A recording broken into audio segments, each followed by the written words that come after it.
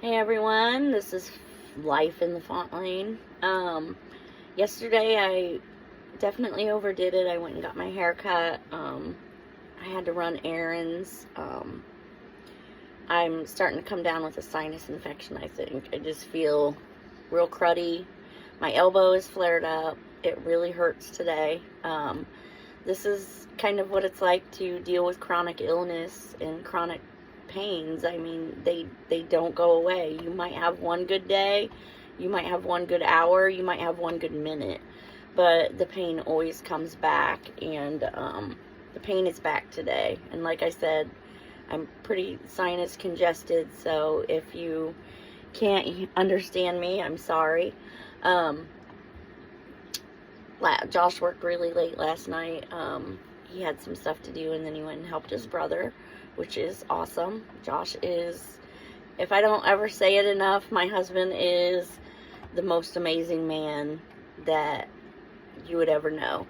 I don't give him enough credit sometimes because we have this joking relationship with each other and we tease each other a lot, but my husband is the most devoted man, and I am just so lucky to have him. So thank you, Josh, when you watch this, for everything that you do. Today I know that I am not going to be able to really do anything. I've got to take it easy because I overdid it yesterday, and honestly I haven't been spending enough time with the Lord this week, so I wanted to read something out of my devotional book to you guys. But back to Josh. He worked all that last night and came home, and he still helped me pack up a bunch of stuff for the camper. We're getting ready to go to North Carolina. I will get more videos of the tiny camper life. It's just, right now we're in between, we're stationary, so it's kind of hard to post anything right now pertaining to the camper. So I want to at least post my faith and how my faith has grown the past 3 years going through these chronic illnesses, the pain that I've been dealing with. Like I said, Josh is amazing, but we've had some really hard times the last few years. Not gonna lie, our marriage has struggled. Walter Payton's right here beside me.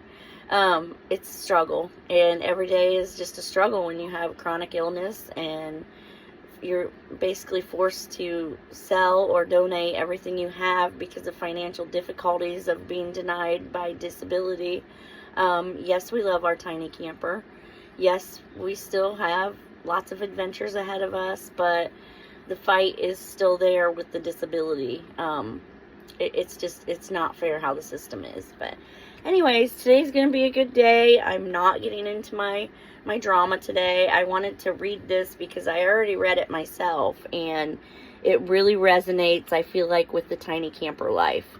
The not needing lots of things, the bare necessities is kind of how Josh and I have been living the last few years anyways. But when you go from a 4-bedroom house to at the most 22-foot little camper, that is a lot that we had to get rid of and donate, and most of it we donated. I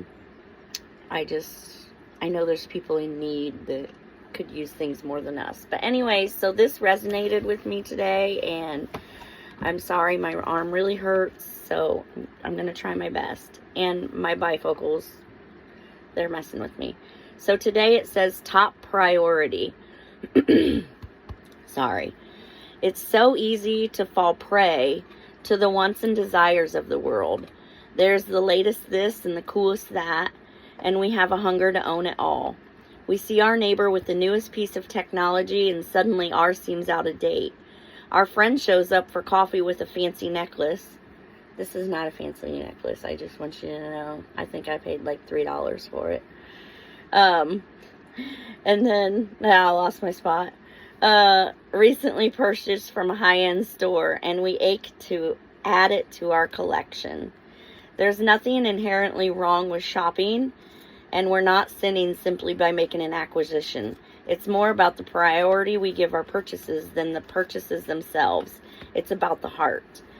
Do not, and then here's the verse, do not love the world or anything in the world. If anyone loves the world, for the Father is not in them. For everything in the world, the lust of the flesh, the lust of the eyes, and the pride of life, comes not from the Father, but from the world.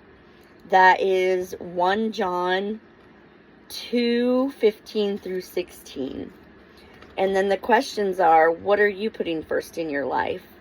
Are you coveting all that the world has to offer, or is there an ache in your heart, a yearning for Jesus' presence? Pray for protection from the desires of the world today. So this just so resonates with me, because it's so hard to be on social media and see people having this and having that, and oh my gosh, how do they have this? Like, why do they have this and I don't have it? You know, just anything. We've got a truck that runs like crap, but it runs. So, you know, I see people with fancy vehicles and I'm like, why can't I have that? Like, why can't I have a reliable truck to pull my camper? I'm not pulling it, Josh is. You don't want me to pull it. But anyways, this just resonated with me a lot today, and I feel like with the camper life, a lot of people can resonate with this. I mean, I don't feel that I do need a lot of things. The more that I purged, the less that I needed. And yes, my kids are grown, so it was easier to do. If I had little kids, it wouldn't be as easy. But I don't think that Jesus wanted us to be selfish people with a lot of things. I would much rather have experiences in life and good people rather than a bunch of things. Now, when I was younger, things were everything to me. Even a few years, things were everything to me. But since I started attending church and really diving into a lot of these devotionals, I'm not gonna lie, I have my Bible here. It always sets out, but I'm not great about reading it. I go to church every Sunday and I listen to what they say and I try to apply it to my life. But the Bible, I'm not good at reading it. I'm not gonna lie, but I have learned a lot since I started going to church and starting this camper life. I feel like God has led us in this direction to show me that you don't need a lot of things. You need good people in your life. You need good family. You need money to get by. You don't need a lot of money even. I mean, what's the point of working your life away? And I tried to work my life away, and now I am unable to even hold down a full-time job because of the hard physical jobs that I had in the past. So I guess I just wanted to share that with you today and share that today's gonna be a great day, even though I don't feel good. Yes, I'm congested. Yes, I had to cancel some plans today.